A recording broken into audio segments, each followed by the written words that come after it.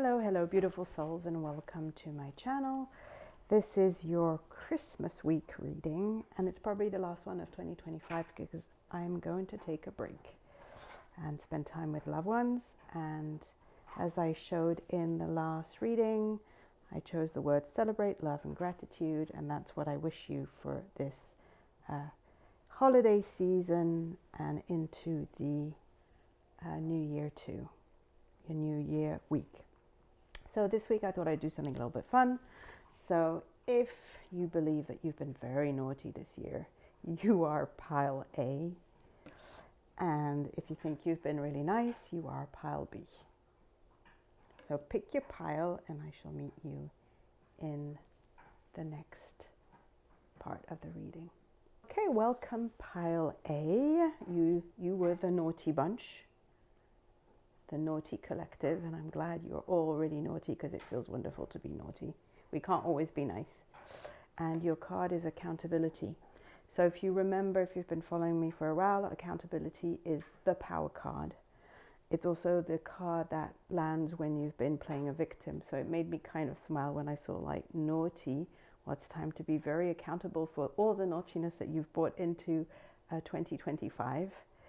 And so accountability, the card of power, because when you claim back what you create and you realize that you are the creator of your life, then you also realize that you have total power in what you bring through. You know, this card also has to do with how we manifest unconsciously, because we're constantly manifesting, but most of our manifestations are unconscious. And so it's also about bringing what is unconscious conscious. So if you don't like what you're manifesting, look at it, or if you don't like what you manifested this year, look at it, and be accountable for the fact that, that's a result of a lot of probably unconscious thoughts, and make those thoughts conscious and rewire them. So I offer on my website a subliminal message offering. I can create a subliminal stack for you if that's something you're interested in, but that's the idea. The idea is that you look at what you didn't want to create this year, you flip it, and then you start creating what you want to create for 2026. So I think it's a really cool card, and you can use the symbol, of course, to help you. The symbols are like tools, they're soul tools. So this particular symbol has an affinity with the crown, the third eye, and the root chakra. And you can use it when you feel like you're a victim, you know, you're like, oh, why is this happening to me? Why does all this stuff always happen to me? So you can use it to reclaim your power and responsibility. And, one of the questions you can think about for this pile is, what areas of your life have you surrendered your power in exchange for love, money, or safety? Remember, it's the card of power, because when you take responsibility for your choices and actions, you can actually move mountains. So, with that mindset, this is a mindset that the naughty group, pile A, can take with them into 2026 and be much more accountable. Like, take stock at the end of every week, at the end of every month, like, what are you manifesting that you don't want to be manifesting? And what beliefs, lie behind that? So the card I picked, just to get more information, is about the bird, which points to fears and alarms, but also wisdom. So, as the bird gets further away from you, so will your problems. So, look at where you're afraid. Look at where things aren't going where you want to. This is just kind of, it's not a bad omen. It's more like, let's look at where we're still losing energy and power with our beliefs. If 2025 taught us something, it's like, whatever we believe will be true. So change what you believe, and then you change your life, right? You change your environment, you change what you manifest. And that's real power, when you realize that we're actually just reproducing a lot of unconscious stuff, and a lot of it is actually family, collective, cultural. So the card of accountability, the symbol, encourages you to move out of that dynamic and start being really empowered in what you want to bring through in 2025, but also in this season, And as you know, Christmas, the holidays, always brings up everybody's stuff. So it's also the opportunity, if you can take a step back and not be so triggered, to really look and see what's still lurking in the shadows. And again, you have the snake card that came out and the card of destiny. So the snake card here is a tricky card, and because it demands wisdom on your part. And it could be that some people aren't being totally honest with you. So I'm going to say, I think also there's a level of dishonesty towards yourself that you need to think about. Where are you being not totally honest with yourself? And where do you need to be, as I say, accountable and honest? So because you have the card of destiny, which is a really good card, I wouldn't worry too much. I see it more as like, take a step back, where whatever is going to happen this week, this holiday season. So, this reading would go until the end of 2025 is, take a step back, observe where you're still scared, where you still scare yourself, where you're not being totally honest with yourself, and observe as much as you can. And also, the moral of the card is that speech is silver, but silence is golden. So maybe there's things that you don't need to talk about. But because you have the card of destiny, which is actually a really, really good card, I feel like I wouldn't worry. Like, it's not a worry card. I'm just double checking to make. This is the card of destiny. You looked after. So this is a really important time for you.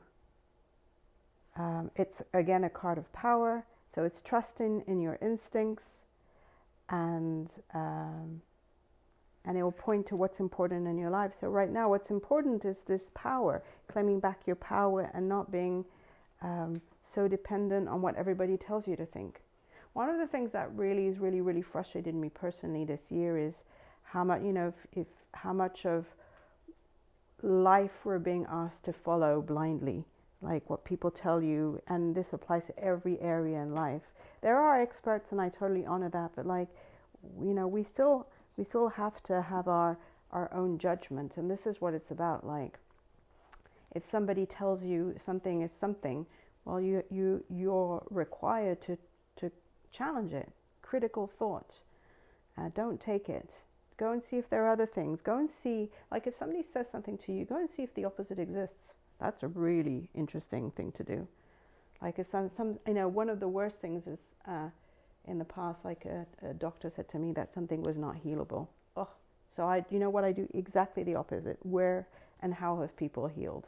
Because I refuse to take somebody's opinion and judgment about something and make it mine. So this is also about your power. Take back your power. If somebody tells you can't do something, hey, by all means, go and do exactly the opposite. That's kind of the energy. And because the destiny card is there, it's also, just look at it. Right now, don't talk about it. Just observe as much as you can. Take a step back. Don't be so reactive, and take back your power. It's not because somebody's decided that something is their truth that it has to be your truth. So the two tea leaf cards, lightning, control your anger or you'll be sorry. It's interesting. Naughty group. I get a sense that we have these people who like to trigger. The word that my kids use right now are rage baiting, and that's kind of what I feel like. I feel like you guys like to rage bait. Because you can, and it might not be the best thing, because if then the second card is archway, new opportunities, possibilities, and paths opening up. So I'm going to say to you, be accountable for what you create and what you bring to any atmosphere and to any group. You did have these two together, like silence is golden. Maybe there are things that you don't need to say, but observe, observe. And you might find that you develop a whole new way of relating to people, friends, collaborators, family this Christmas. These holidays, if you don't celebrate Christmas. So the card, I wanted more information on the new opportunities, the possibilities, and we got the card of the Elder. And what's really interesting with this card is confidence, entering your power, standing strong, which, remember, I told you accountability is the card of power. So you're a leader stepping into the light. Let your truth be heard and felt by others. Make a stand in life. You carry deep inner wisdom. You are a teacher and a leader in the deepest sense of the world. You are a beacon for others. So it's about stepping into your leadership role. So knowing how to serve and supporting others to reach their dreams. So even if you've been in the background in the past, right now it's your turn to step forward and become the light for others. So I love this because I feel like the naughty bunch, and I love calling you the naughty bunch, even though I know it's just something playful. But I think there's a lot around accountability of I always say this about what you put out, that we need to be really accountable for what we put out in the world. And so sometimes, instead of being triggered and we stop and take a breath and breathe in, it's more useful than saying something, because you have that card, but also you have this card, which is the card of fears and worries. It's an invitation to go deep into, I'm going to say, I would write them down, like give them space to exist, but also you have the choice, because it's the accountability it's the card of accountability and the card of power. You have the choice to go into victim mode and replay a victim story, or you have the chance to move on and become the elder with opportunities, and that's your choice. That's the choice you're giving. But you have the card of destiny, so I feel like this is going to happen anyway. The card of the elder, I don't know if you can see it. The leadership role. You're being asked this season to step into a leadership role, where you have the choice in becoming angry and saying things, or stepping back and realizing that who you are is more important than what you do and what you say. And so a lot of you might actually have to step into a role of container rather than anything else, but still be true and honest. As I say, instead of being triggered, you take a deep breath and you step back and you're like, is this actually going to contribute to something better or not? And that's a choice. So naughty collective, I wish you another naughty 2026. I wish you all a very naughty 2025 holiday, and I'll see you in the new year, and just have fun and continue spreading naughtiness wherever you go. Namaste. Hello, pile B. If you were the nice bunch, or you were attracted to nice, this is your pile, and your card is Healing Heartbreak. So this is the symbol that you can wear when you're going through hard times, where your heart is aching, when you're going through some kind of a heartbreak. And it doesn't necessarily have to do with relationships, but it can also be a heartbreak about friendships. It can be about work, about something that hasn't materialized and that you really wanted to, or things that didn't go your way. So you can use it in lots of different ways.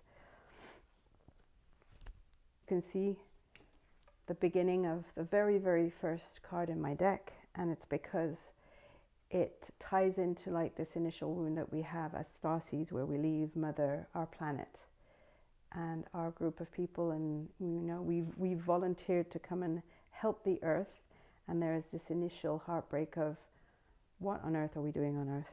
I mean, really, for some reason, leaving our soul family to be in service to Mother Earth just triggers a lot of painful memories. And so every heartbreak after that will have like nostalgia and some kind of resonance with that initial heartbreak.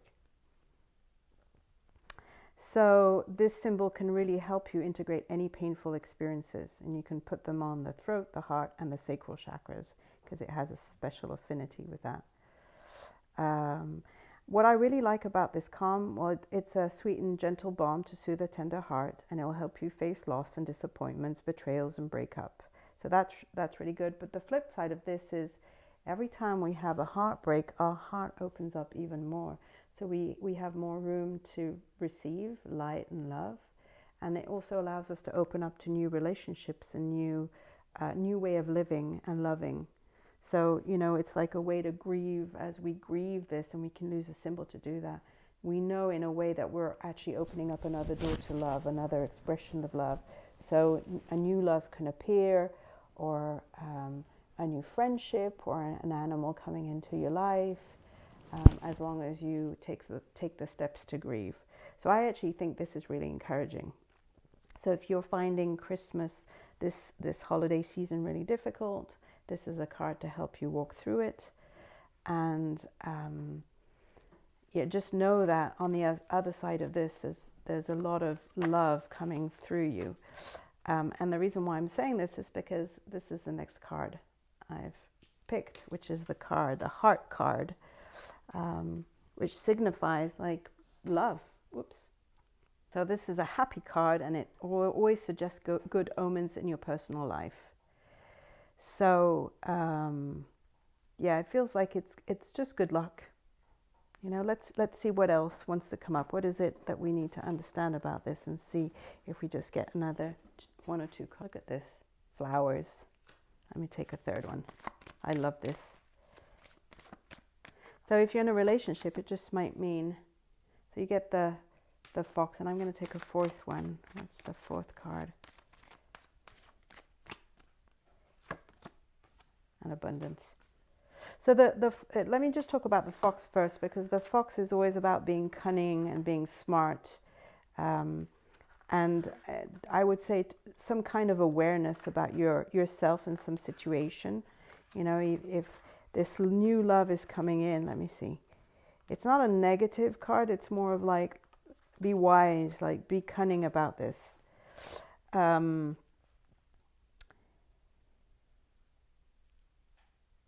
Once again, it's about being aware of you, and maybe around people who are not really being totally honest with you.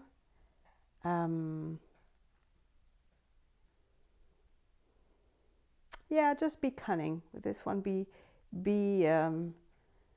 cunning with situations in your life.